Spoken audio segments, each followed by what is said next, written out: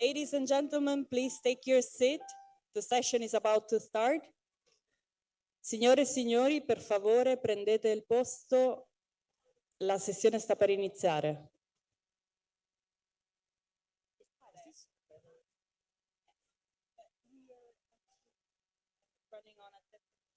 Oh, okay.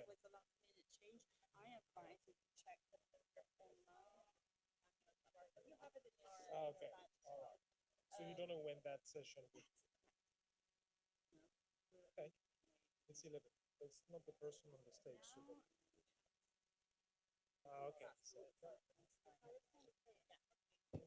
And so this one will be here too, right? Yeah. Okay. Yeah, it's starting.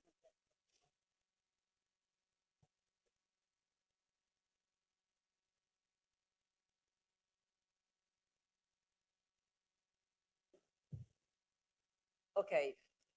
Good morning. Let me just have the confirmation that we can start.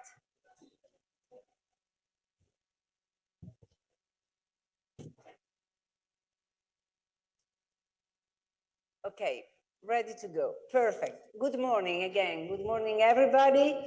It's a real pleasure having this chance to discuss this morning with Vice Prime Minister Riyad al-Malki, who's also the special envoy for President Abbas and advisor on international affairs. It's a pleasure having this discussion with Delaware Al-Aldin, who was the head of MERI, a very well-respected person in Middle Eastern region, and who's going to be my sparring partner in trying to make a sense out of what is happening right now, and especially what will happen in the future, because we're trying to focus on the future and to place our discussion on what will happen from now on. So, Mr. Malki, let's try to start imagining for a second, it's what we hope, but that the ceasefire takes place, okay? And so let's try to imagine and discuss what could happen in Gaza from that moment on, knowing that the disaster that has been occurring in the last year will be in some ways fixed. Impossible to speak about fixing a disaster of that proportion. But again, let's imagine that we can deal with Gaza from a political perspective. What can you imagine about Gaza for the future in terms of governance, in terms of your presence there, in terms of how the Palestinian leadership can deal with that? Well, I hope that we can start with having a ceasefire, because, we have been trying to achieve a ceasefire for the last year unsuccessfully. And the last time we had tried was at the Security Council just last week, and we had a veto on that. Today, there is another meeting for the Security Council on the Middle East, and in particular in Palestine. I know that they are not going to discuss or to vote on another resolution, but it shows how important is achieving a ceasefire. So based on your question, let us assume that we have overcame the US veto for reaching unconditional, comprehensive ceasefire. If that's really the case, it means that we are going to stop counting number of deaths in Gaza or destruction. It means that we have to focus on how to bring the mostly needed humanitarian assistance into Gaza for the people there. We have to find ways how to help providing shelter to the Palestinians who were displaced more than once in Gaza. We are talking about 2.3 million Palestinians who were displaced more than 10 times in the last 13 months. And we need to provide them shelter. We need to provide them housing. We need to provide them food. We need to provide them basic needs in terms of electricity, water, and then, of course, we should really think about education. We have lost a full year last year of education, and we have to be focused on this important one. The reconstruction in Gaza is important.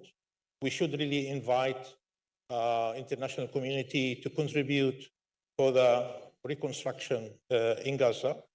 But also, you know, we should really think about temporary shelter, temporary housing for people, especially right now. We are in the winter season, and just 2 days ago, we had rain, which really flooded into all tents, temporary tents, which really was devastating. Yes, we should focus on the humanitarian dimension, but not to forget about the political dimension. When it comes to a ceasefire, are we talking about Israeli military withdrawal from Gaza, or we are talking about having a permanent Israeli military presence in Gaza? Are we talking about a new Israeli military governance in Gaza, or are we talking about a new occupation, Israeli military occupation of Gaza? This is really important. So these are. Can I just ask you, if it was up to you, what would you do? What would be your roadmap? Well, obviously, you know, when we talk the failure to reach a ceasefire, it's really because you know, the Palestinians cannot accept any military presence in Gaza, because that really entails into, you know, occupation.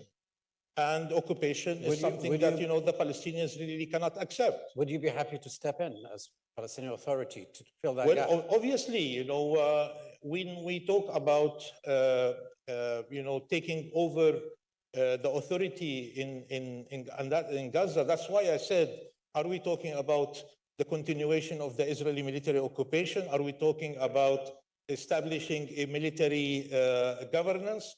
Because, you know, how you want the Palestinian Authority to step in to take over responsibilities when there is a parallel Israeli military authorities taking place. And that's why it's very important that, you know, in order for us to talk about the Palestinian Authority to take over full responsibility, then, you know, we have to make it very clear that Israeli military withdrawal should be achieved, that Israel should give up its intentions to stay permanently there, or having any kind of role or influence over, you know, the future of Gaza. Sir, let me just ask you something, and excuse me if the perspective is an European one, okay? So you're describing something which is not so dramatically different, and take Which it into dramatically? cover. The situation you're describing Yes. is not so dramatically different from what it was before October the 7th, meaning Israel was out of Gaza in some ways, and there was no authority inside. But at the same time, the Palestinian Authority was completely out of the picture. So were there mistakes that should be addressed, and that could change now the perspective in the situation? Let's imagine that the situation becomes no presence of Israel in Gaza. So let's go back with the history. It's an exercise you can do, but let's pretend it. Well, I don't believe that, we want to go back to, the 6th of October. Because, who said that, we were in acceptance of what was really happening on the 6th of October? Do you know that Gaza was under Israeli military siege for 17 years by Israel? Do you know that, most politicians who visited Gaza described Gaza as an open-air prison, where 2.3 million Palestinians were under such prison, not allowed to move in or out, or to have, to determine their destiny? So who's going to accept that? I know Obviously, that. when we talk about the situation obviously that situation was not accepted by the Palestinian Authority, by the Palestinian people, and even by many in the international community. So obviously, ending the Israeli siege is important. In order for Gaza to be, to breathe freely, and for Gaza to develop its own and to move forward. Can I just interject here? If you were in charge as PA in Gaza, you have to engage Hamas. You have to start a process of reconciliation, of agreeing, of governing, and that includes West Bank as well. Sure. Do you have a program for that? Do you have a vision? We taking into account Israel's current sentiments about Hamas. Look, we have been discussing with Hamas since 2007, when the division started between West Bank and Gaza. And we tried many times in order to overcome such division. The division was detrimental to the Palestinian cause and to the possibility of moving forward. And that's why we worked very hard with many countries, Arab countries and non-Arab countries, in order to make sure that such division should really end. Everybody understands very well that the only legitimate authority in Palestine is the Palestinian Authority. And if there is going to be any kind of an agreement between Fatah and Hamas, it is really for Hamas to be reincorporated into the mainstream Palestinian politics, and to accept that the Palestinian Authority is the only legitimate authority that should govern not only in the West Bank, but also in Gaza. That was the discussion before October 7th, and this should be, the condition after October 7th. Yeah. And so when we talk about what will happen in Gaza, who will take over responsibilities, it is really the Palestinian Authority that should go back to Gaza and continue functioning as the legitimate Palestinian Authority over all Palestinian territory. Sure. Okay. This is something that, no one will disagree about. And this is exactly the aim of my question, by the way. So very clear. Unfortunately, we're running super late. So let me squeeze in one question before we finish, and I get permission from Paolo. Don't worry, it's on me. So tell me, Mr. Trump will start office 20th of January. Trump, number one, moved the capital, recognized Jerusalem as the capital, started the Abraham Accord and deal of the century, all pressure on you guys, then reduced aid to Palestine, isolated Palestine diplomatically. Biden came and reversed some of that, but not all of that. What do you expect about US-PA relations after January the 20th? What are you looking forward to? Well, look, we are not naive, in terms of what to expect from Trump administration. We dealt with Trump administration in his first term, by breaking all type of relations with him and with the administration. Now we are assessing, such policy. Is it really the right policy to undertake or we have to really to wait in order really to see how the new administration will function and operate. There are many voices who are telling us that Trump 2 is not going to be exactly a replica of Trump 1. And that, Trump 2, has learned from his previous decisions. And right now, he feels empowered in order really to decide the way that he wants things to go. And that he doesn't need favors from anyone. He gives favors to everybody. And that's the issue. We have seen that what's being developed in Washington is not an administration per se, but individuals who are picked based on their loyalty to number one. And at the end of the day, I'm not really worried about the names of such individuals because they are not such the part of the decision making. What's important is number one, and my concern is how he thinks, how he's going to operate, and what kind of deals he's willing really to make. And if we can be able to reach out to him and to plead, our case with him, and to see, how things will evolve, then, there is prospect. And that's why I'm not, thinking based on his first administration, cutting, funds, moving the embassy, etc., rather than I'm looking at a different Trump, different president who might surprise all of us in terms of what he might really do. And we are giving him such privilege in terms of waiting, assessing, trying to engage before we take a decision how we should really react to his policies and approaches. Thank you. Thank you very nailed it. much, but we have the privilege of 5 minutes more. Oh, And good. so being Thank you, in- Paolo. being in Rome, I thought, Palestine deserves more than 10 minutes or 15 minutes, but I anyway. do think so.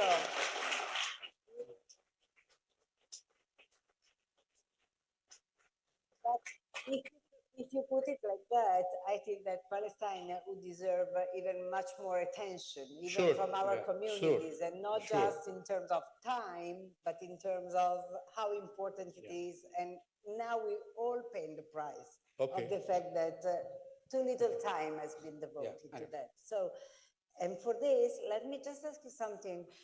The lawyer was speaking about the US, but to me, the European perspective is quite important. So do you think that Europe can still play a role in some ways in what will be the future of Gaza and Palestine and in general, the political process of it? Do you have any hope, any?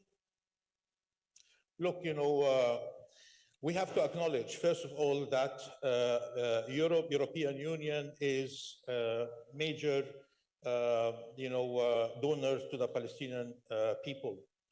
And they have been forthcoming in providing support, financial support, in terms of budgetary support to the Palestinian Authority, but also in terms of projects. And we have to acknowledge that. So sometimes we believe that their political failure has been covered by their financial contribution in order really just to try to cover on their incapability to do something to end the Palestinian suffering and to contribute for finding a solution to the Palestinian problem. They go into providing financial support, which we do welcome. But obviously, if you ask me, what to expect, I will tell you the European Union is divided, and the European Union will continue to be divided. That's the case. We have seen that decisions need unanimity, among the European members. And at least there are 1, 2, 3 countries who are there in order to prevent, to block any kind of decisions that the European Union wants to undertake. The frustration that we have seen in the different talks and interviews by Joseph Borrell was a reflection of such, limitations by the European Union to play a role. Despite the fact that, the European Union has tried to take different venues in order really just to also to be a contributor. The European Union knows for sure that Israel rejects any role that the European Union wants to play or could play in the Israeli-Palestinian conflict. That's for sure. It's a fact that Israel will never allow the European Union to play any role in any situation regarding Israel-Palestine. So as long as the European Union knows that, then the European Union tries to limit its contribution to something, more, general, superficial. Now they are talking about, the global campaign for the two-state solution, something that I hope it will succeed. Yes, 90-something countries have participated, and on the 28th of this month, there will be a meeting in Brussels at a technical level for all these countries. But I don't see, that the European Union has the ability to contribute seriously. May I just on this one? Since the Venice Declaration, there is no role for the European Union to play, unfortunately. Well, to enable them to play a better role, and to help you, empower you, and have more aid coming your way, they do expect partnership. They expect you to develop your own inherent resolve, inherent strength on legitimacy, on governance, on management of resources, on unity, on all of those things that Palestine has not been able to deliver for the past 20 years. So how are you going to do that? Because a lot of those countries that do not help have this point to make. Look, their conditionality regarding all these issues that you have raised, it was really linked to their financial contribution, because they know for sure that they have limited political influence. So forget about political influence of the European Union. They are right now, and the agreement that they have reached with the Palestinian government is that, yes, the European Union will continue providing financial contribution to the Palestinian Authority, as long as the Palestinian Authority will continue implementing, reform plans. And are they? And the Palestinian Authority does that, not because the European Union has put it as a condition, because the Palestinian Authority wants to make sure that, they are working according to international standards in terms of governance, in terms of rule of law, in terms of accountability, in terms of planning, in terms of everything. This is really something that since day one, we tried to replicate the best international standards in terms of laws that we have really implemented. We became members to the most, conventions and agreements without any condition. We are